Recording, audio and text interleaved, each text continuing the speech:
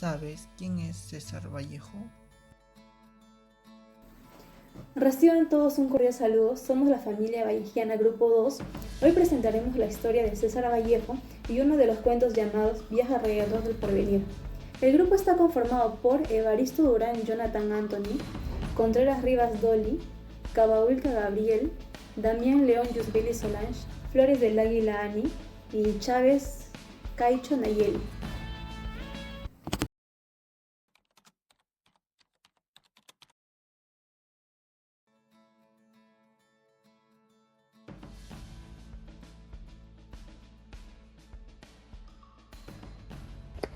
César Vallejo nació un 16 de marzo de 1892 de la ciudad andina de Santiago de Chuco, del norte del Perú. Fue el menor de los 11 hijos de Francisco de Paula Vallejo Benítez y María de los Santos Mendoza. Se crió en el seno de una familia mestiza con una gran devoción cristiana. Su familia deseaba que se convirtiera en cura. Completó secundaria en la ciudad de Huamachuco en 1908 y obtuvo su bachillerato de letras en la Universidad de Trujillo en 1916, con una tesis sobre el romanticismo en la poesía castellana. Más tarde viajó a Lima para estudiar un doctorado en la Facultad de Letras de la Universidad Nacional Mayor de San Marcos. En 1918 editó su primer libro con el título de Los Heraldos Negros, uno de los más representativos ejemplos del posmodernismo. Por entonces se sumó al denominado Grupo Norte, liderado por Antenor Orrego, Víctor Raúl Aya de la Torre, Macedonio de la Torre y Alcides Espezulín, entre otros. Tuvo diferentes empleos que le ayudaron a conocer la realidad social de su país, influyendo en algunos de sus poemas. Las dificultades económicas siempre estuvieron presentes en su vida. César Vallejo está considerado el máximo exponente de las letras de Perú y como uno de los más importantes innovadores en la poesía del siglo XX. Abarcó casi todos los géneros literarios, poesía narrativa, guiones de teatro y diversos ensayos. Además realizó un labor periodístico escribiendo crónicas y artículos. Corrigió muchos sus textos puestos que casi nunca estuvo satisfecho con lo que escribía. Casado con Georgette Pilipar de 1934 a 1938. Esta tenía solo 30 años cuando se quedó viuda, preservando para la posteridad las obras literarias de su marido, una de las más importantes escritas en español. Bueno, siguiendo por mi parte, me presento, soy Emilia Lescano y voy a hablarles un poco más acerca de la infancia de Vallejo. Primero que nada, centrándonos un poco en cómo llegó a ser uno de los poetas más influenciados dentro de nuestro Perú, ¿no? Y que publicó muchas obras que también fueron influenciadas por el modernismo, allegadas a la literatura del Perú y ayudándolos mucho a que resalte, ¿no?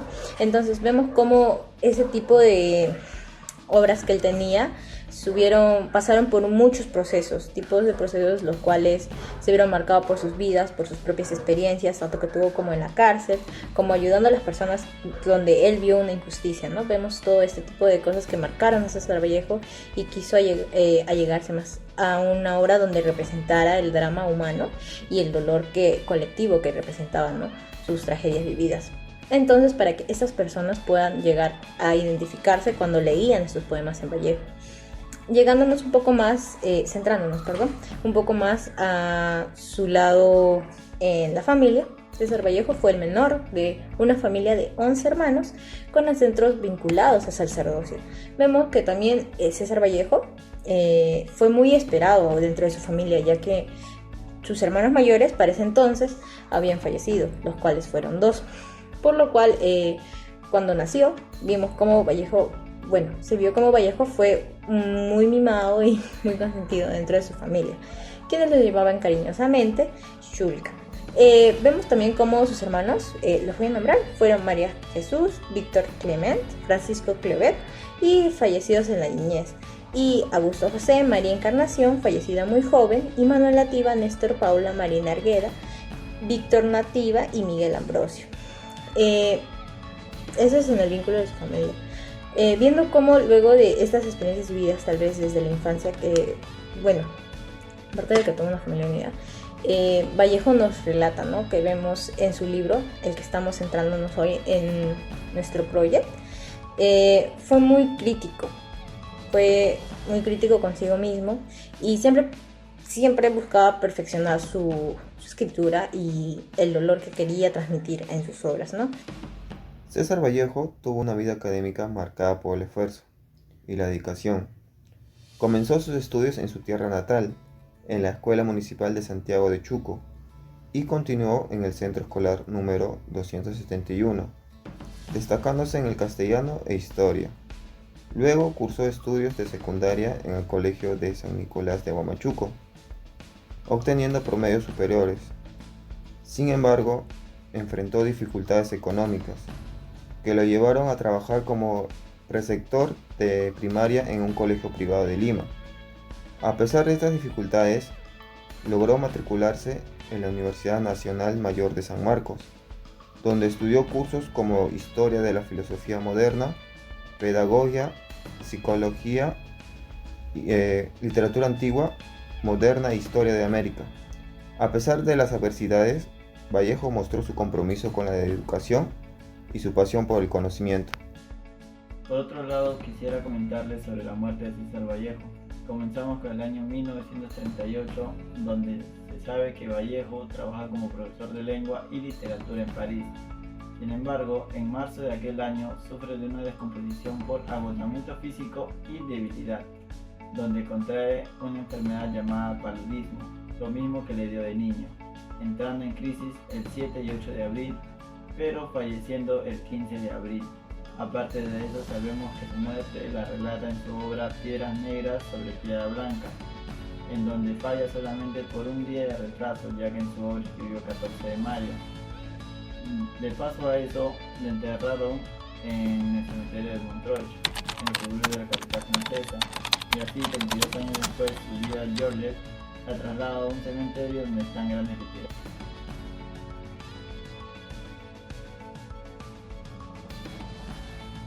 Yo les voy a hablar un poco más acerca del viaje alrededor del porvenir. Como comienza con nuestro protagonista, que es Arturo, un trabajador de la hacienda, donde tenía un patrón, el cual estaba relacionado con una joven, la cual se llegó a casar con Arturo, aunque este no llegara a tener ciertos sentimientos recíprocos hacia ella, ¿verdad? Esto le ayudó mucho, ya que pasó de ser un simple trabajador ordinario a uno donde le dejaban comer en la mesa donde también trabajaban otros tipos de personas, o inclusive recibir un salario más alto del que tenían, ¿no? Y pues a veces el patrón también le hablaba de vez en cuando quería.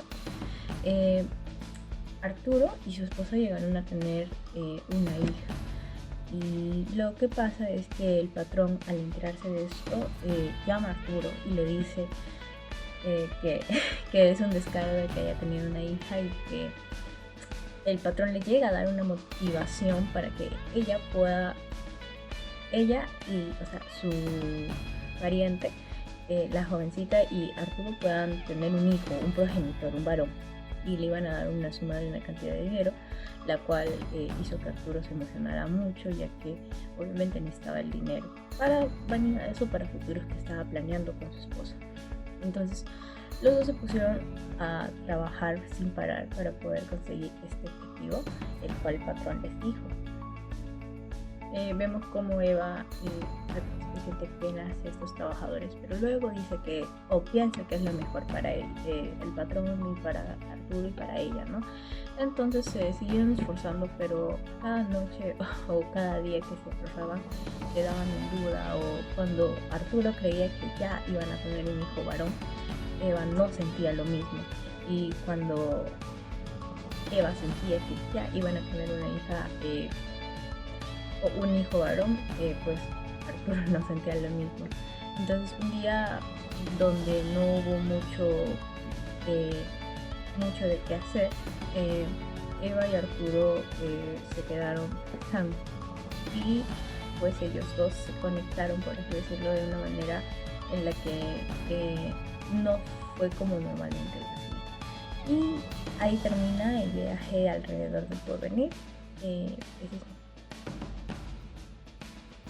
A continuación les voy a hablar acerca de los personajes del cuento Viaje alrededor del porvenir, escrito por César Vallejo. Los personajes que encontramos en este cuento es Arturo como el administrador, Eva como la hija del dueño de la hacienda y Julio como el dueño de la hacienda. Arturo es una persona ambiciosa y que se deja llevar por la autoridad que tiene para cometer actos ilícitos, se podría decir. Eva es una mujer sumisa que se deja llevar por lo que dice Arturo. Esto tal vez es porque en ese tiempo las mujeres no tenían el mismo derecho como en la actualidad. Don Julio es una persona exigente, se podría decir machista. El autor en este cuento hace referencia a que en esa época existía la falta de valores en la humanidad. Esto tal vez es porque se dejaron llevar por la avaricia y el egoísmo, ¿no? Olvidando que es el amor y la solidaridad. ¿Qué valores podemos rescatar en este cuento? Podemos rescatar los siguientes valores. 1.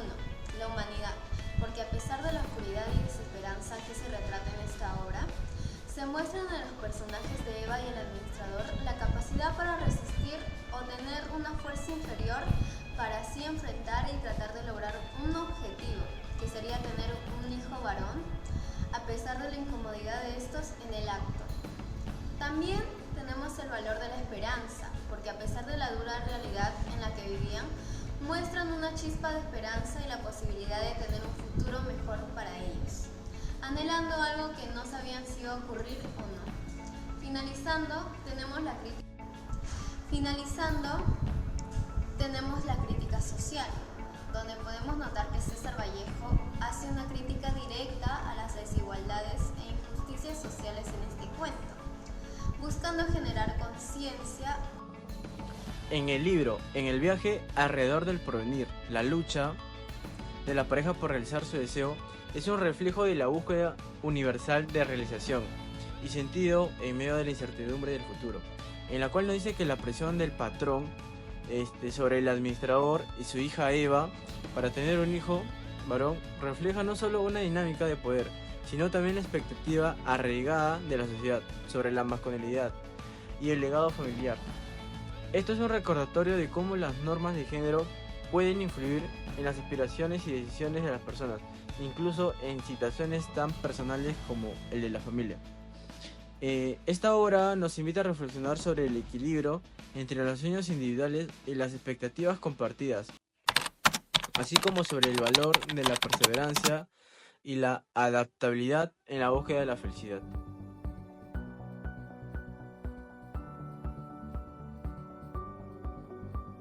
Buenas noches, profesor. Somos los alumnos del segundo ciclo. Estamos llevando el curso de Cátedra Vallejo 2.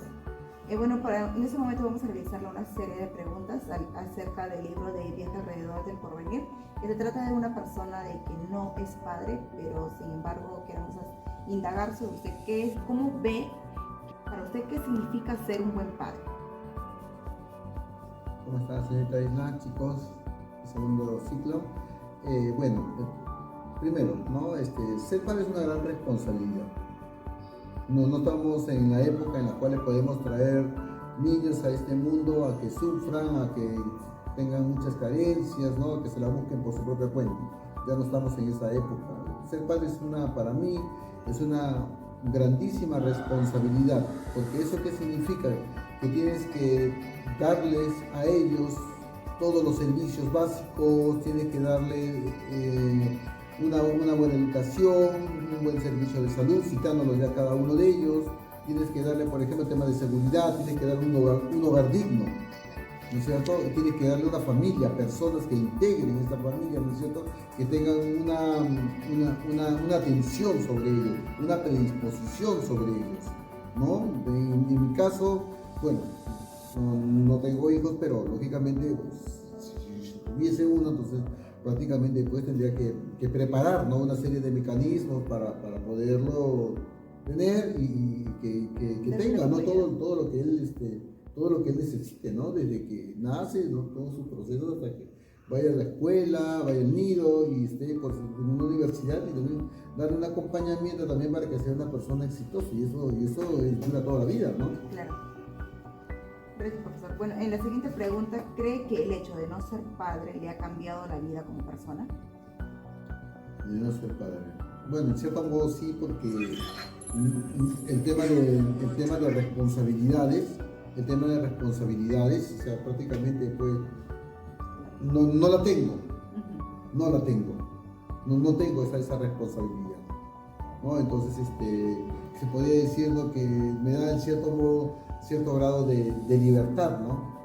Cierto grado de libertad. Continuando con la tercera pregunta, ¿crees que hay diferencia entre tener un hijo o una hija por ser? Bueno, sí, definitivamente la diferencia es abismal, ¿no? Porque un hombrecito, o sea, es más, se puede decir que es un poco más práctico por su naturaleza, por el género que ellos tienen, ¿no? En cambio, una mujercita es totalmente distinto, ¿no? Claro, el tema de lo que son los ambientes, que deben de tener, las personas que la tienen que acompañar, lo que ella necesita saber, ¿no? Y como lo que ella necesita, ¿no?, para poder tener el tema de su ropa, ¿no?, todo. La forma también, el trato también es totalmente distinto. No es que sea machista o que profese, ¿no?, esas filosofías feministas, ¿no? Pero sí, cada uno merece un espacio totalmente distinto. No son iguales, una mujercita es muy delicado. Otra cosa también que las mujercitas sí, ¿no?, por estudios dice que las mujercitas siempre son más apegados a los padres, ¿no? Sí. Entonces, claro, imagínate, puedes cambiar, o sea, una persona que trabaja, por ejemplo, de albañil, el trabajo, ¿no?, y su bebé, entonces imagínate, ¿no?, cómo hace de que esa persona cambie actitudes, comportamientos, ¿no?, y el trato hacia ellos, ¿no? Entonces, eso es totalmente distinto. Un hombrecito es un poco más, se puede decir que es más fácil, ¿no? Un niñito con un short se la puede pasar todo el tiempo, ¿no? Más una mujercita no. Claro. Yo creo que si uno no tiene trato de princesa, entonces las cosas se vuelven un poco más complejas, ¿no?, y caras. Gracias. Continuando con la cuarta pregunta, en cuanto a la paternidad, ¿qué factor cree que influyó en desistir a tener hijos? ¿Qué factor? Yo creo que de repente estamos en un mundo, bueno, yo tengo prácticamente mis años y yo creo que también el tema de lo que es el trabajo, la responsabilidad en el trabajo, el tema de también lo que es la educación, esa exclusividad que todo catedrático a veces le da al tema de lo que es el factor de educación, de formación, la verdad que te desconecta, te desconcentra, ¿no?, en ciertos aspectos de tu vida, en este caso el tema de lo emocional, ¿no? Entonces, el trabajo también, a mí por mi parte el trabajo sí me ha sido bastante absorbente por el nivel de responsabilidad que he tenido, incluso también lo tengo ahora. Ya, como última pregunta, profesor, desde su perspectiva como docente, ¿cómo influye la paternidad en el éxito académico? ¿Cómo influye la paternidad en el éxito académico? El tema de la paternidad, como estaba comentando, es de mucha responsabilidad. Yo creo que tamaña responsabilidad es lo suficiente como para que una persona se motive, ¿no?, a salir adelante, a mejorar, a progresar, a prepararse mejor, ¿no?, y dar lo mejor de sí, porque ya no estamos hablando solamente de nosotros, sino de la persona que está, o la personita que está atrás de nosotros, ¿no? Y, lógicamente, si nosotros queremos darle a ellos, ¿no?, un estándar de vida, ¿no?, óptimo, entonces nosotros necesitamos, ¿no?, eso vendría a ser justamente nuestro punto, ¿no?, de motivación para dar lo mejor de sí, dar el mejor esfuerzo, incluso invertir más en nosotros, ¿no?, en el tema de educación, formaciones, capacitaciones, ¿no?, para poder alcanzar mayores estándares que sean beneficiosos para mí y posteriormente a la persona que depende de mí. Bueno, profesor, eso sería todo, la serie de preguntas que sería para el curso de cátedra. Muchas gracias. Muchas gracias.